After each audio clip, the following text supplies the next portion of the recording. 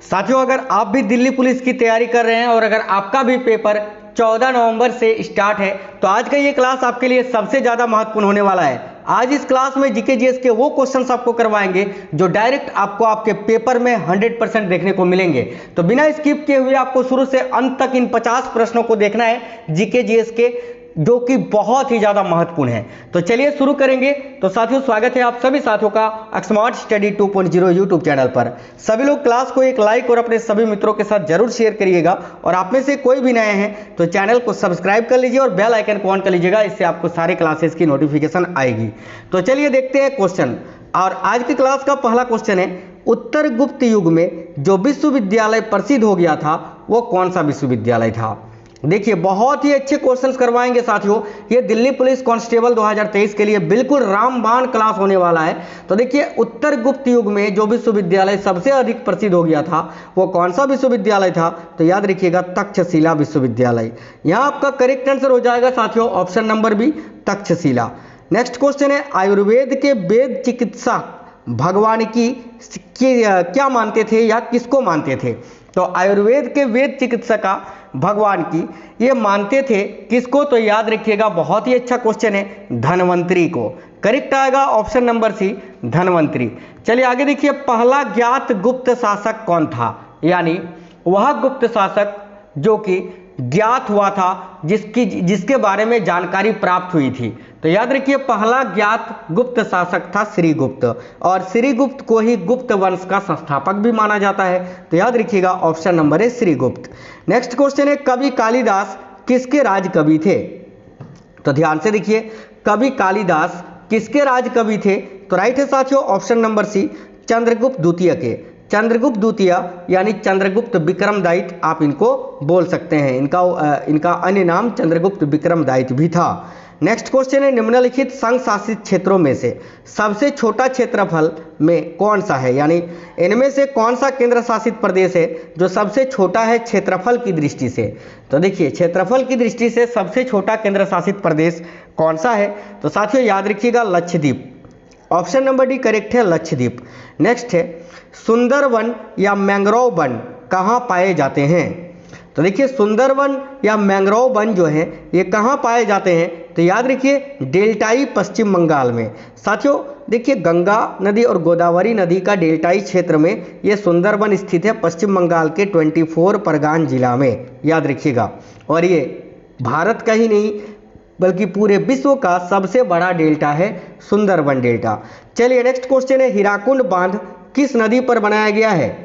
तो साथियों देखिएगा, हीराकुंड बांध जो है ये भारत का सबसे लंबा बांध माना जाता है और ये कहाँ पर स्थित है, तो महानदी पर। किस राज्य में, तो याद रखिए ओडिशा में। ठीक है, चलिए नेक्स्ट क्वेश्चन है, एकीकृत इस्पात संयंत्र जो भारतीय इस्पात प्राधिकरण यानी सेल के प्रबंध के अंतर्गत नहीं आता है, निम्नलिखित में से किस स्थान पर स्थित है।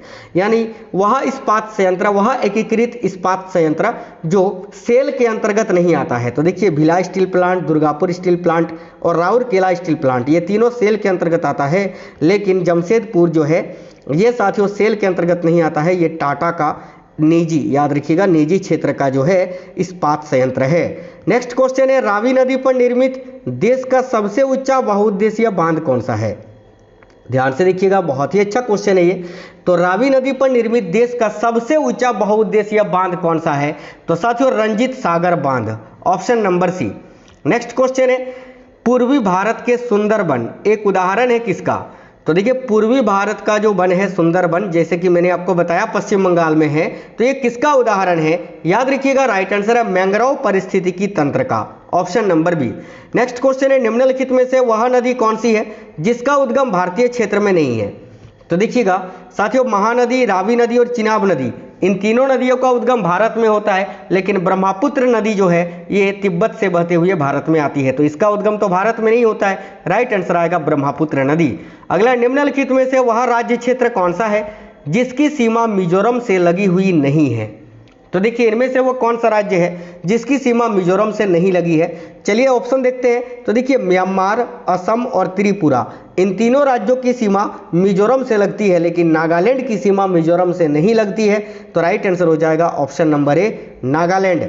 नेक्स्ट क्वेश्चन है, विद्युत उत्पादन के लिए नगर अपशिष्टों का प्रयोग करने वाला भारत में पहला शहर कौन सा है? देखिए, विद्युत उत्पादन के लिए नगर अपशिष्टों का प्रयोग करने वाला भारत का पहला शहर कौन सा है साथियों?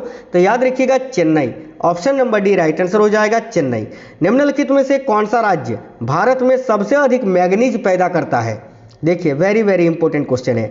तो वह भारत का कौन सा राज्य है जो सबसे अधिक मैग्नीज का उत्पादन करता है? याद रखिएगा Orissa. Option number D correct हो जाएगा। नेक्स्ट क्वेश्चन है, देखिए, गुजरात भारत में नमक का सबसे बड़ा उत्पादक राज्य है, क्यों? काफी अच्छा क्वेश्चन है। तो देखिए राइट आंसर होगा उसके पास विस्तृत शुष्क तट है। साथियों देखिए, एक क्वेश्चन पूछा जाता है कि सबसे लंबा समुद्री तट किस राज्य में है? तो गुजरात में ही है ना ये। तो याद रखना गुजरात के पास विस्तृत शुष्क तट है, इसीलिए गुजरात भारत का सबसे बड़ा नमक उत्पादक राज्य है। नेक्स्ट क्वेश्चन है, तटवर्ती आंध्र प्रदेश तथा उड़ीसा को निम्नलिखित में से किस कारण से प्राय प्राकृतिक विपत्तियों का सामना करना पड़ता है? साथियों जो क्वेश्चंस आपको करवा रहे हैं ना, ये बहुत ही इंपॉर्टेंट है और बहुत ही अच्छे लेवल के क्वेश्चन है। वो क्वेश्चन है जो आपके पेपर में आपको देखने को मिलेंगे। तो देखिए, तटवर्ती आंध्र प्रदेश तथा उड़ीसा को निम्नलिखित में से किस कारण से प्राय प्राकृतिक विपत्तियों का सामना करना पड़ता है? तो याद रखिएगा चक्रवात के कारण। राइट है ऑप्शन नंबर ए चक्रवात। दामोदर नदी को बंगाल का शोक कहा जाता है, क्यों? देखिए, दामोदर नदी को बंगाल का शोक कहा जाता है, क्यों कहा जाता है? तो ऑप्शन नंबर ए राइट होगा, इसमें प्राय तबाही मचाने वाली बाढ़ आती है, याद रखिएगा, इसीलिए दामोदर नदी को बंगाल का शोक कहा जाता है। अगला क्वेश्चन है सालतेरा। देखिए, सलतोरा पर्वतमाला कहाँ स्थित है? तो साथियों ध्यान से देखिए, सलतोरा पर्वतमाला ये कहाँ स्थित है? तो याद रखिएगा करेक्ट आंसर होगा काराकोरम पर्वतमाला के एक अंग के रूप में, है ना, काराकोरम पर्वतमाला में स्थित है। नेक्स्ट क्वेश्चन है, सरदार सरोवर बांध का निर्माण किस नदी पर किया जा रहा है?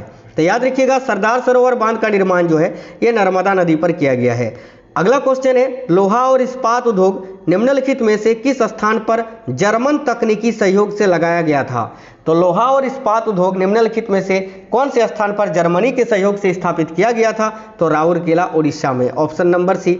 निम्नलिखित में से कौन सी नहर पश्चिम बंगाल में स्थित है? तो ध्यान से देखिए, इनमें से कौन सा नहर है जो पश्चिम बंगाल में स्थित है? तो राइट होगा पूर्वी घाट। Option number C. निम्नलिखित में से कौन सी उच्च भूमि तेलंगाना पठार का अंग नहीं है?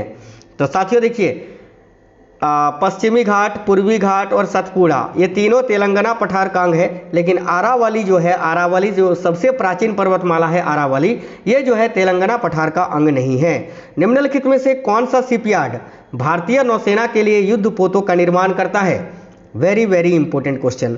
तो देखिए, भारतीय सेना के लिए युद्ध पोतों का निर्माण करने वाला शिपयार्ड कौन सा है? तो याद रखिएगा garden rich workshop Calcutta. Option number D correct है।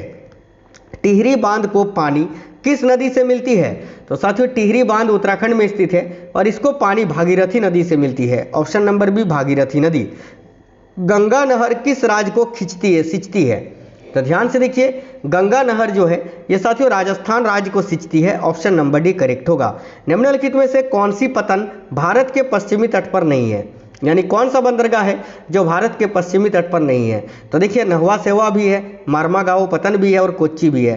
तूतीकोरिन नहीं है, ये तूतीकोरिन जो है पश्चिमी तट पर नहीं है। तो ऑप्शन नंबर सी राइट हो जाएगा। निम्नलिखित में से कौन सा कथन सही है? देखिए, इनमें से कौन सा कथन सही है? ऑप्शन नंबर ए में बताया गया है धारवाड़ के सेल समूहों में प्राकृतिक गैस पाई जाती है, ये बिल्कुल गलत है। ऑप्शन नंबर सी में बताया गया है कुडप्पा श्रृंखला हीरो के लिए प्रसिद्ध है, ये भी गलत है। आरावली की पहाड़ियों में पेट्रोलियम के भंडार मिले हैं, ये भी गलत है। केवल ऑप्शन नंबर बी यहाँ सही है कि कोडरमा में अभ्रक पाई जाती है। Option number B right answer होगा।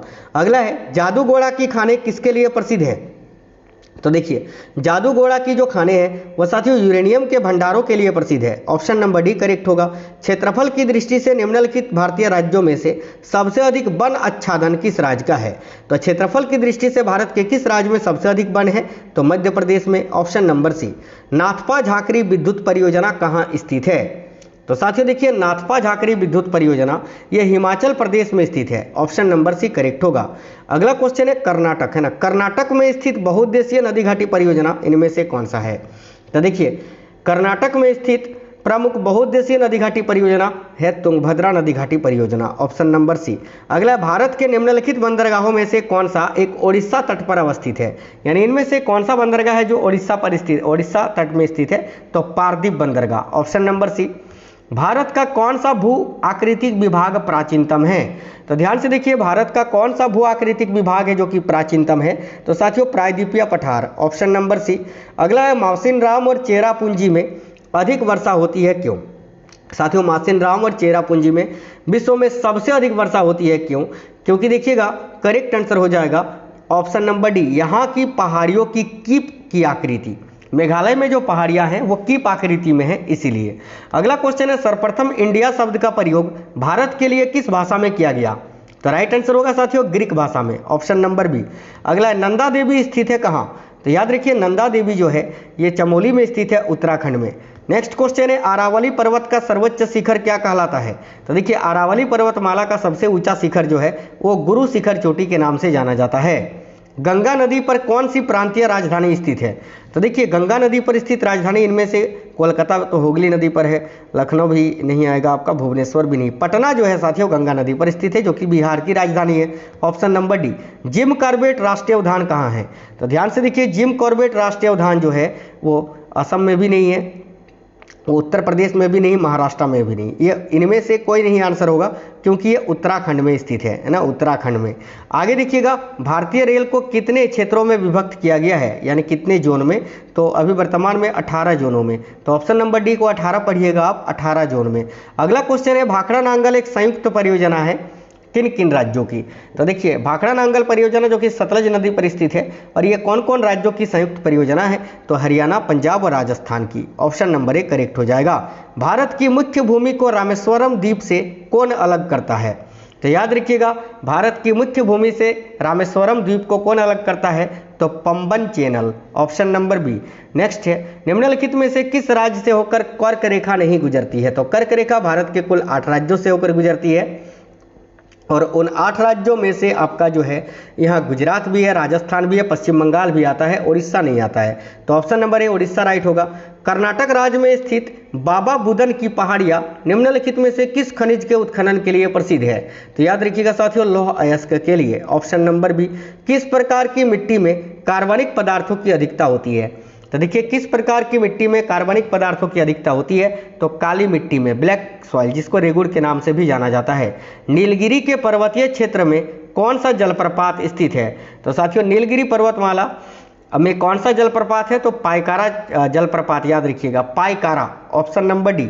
नेक्स्ट है, निम्नलिखित सेल तंत्रों में से कौन भारत में कोयले क्षेत्रों का प्रमुख स्रोत है, तो देखिए करेक्ट होएगा गोंडवाना तंत्र, option number B. Uttar Pradesh की अधिकांश नदियों का प्रवाह किस दिशा से किस दिशा की ओर है, तो उत्तर प्रदेश में बहने वाली अधिकांश नदियों का जो प्रवाह है वो साथियों उत्तर पश्चिम से दक्षिण पूर्व दिशा में है, याद रखिए ऑप्शन नंबर बी।